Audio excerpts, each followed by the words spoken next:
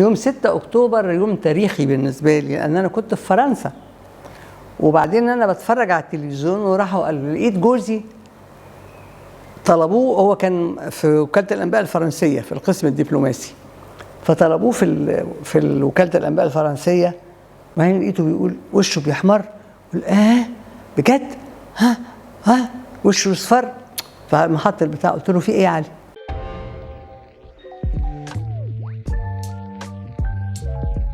شريف عارف مصر، صفحات يقلبها معكم الكاتب الصحفي شريف عارف.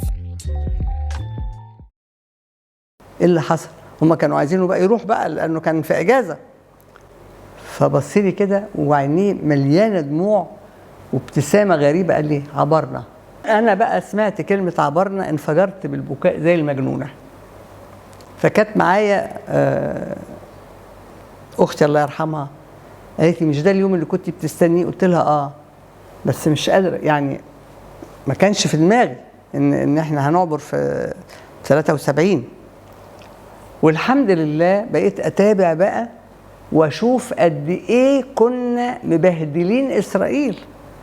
فالشعب كله مع القائد اللي بيحس انه امين وانه وطني وانه بيعمل من اجل الوطن مش من اجل نفسه. يعني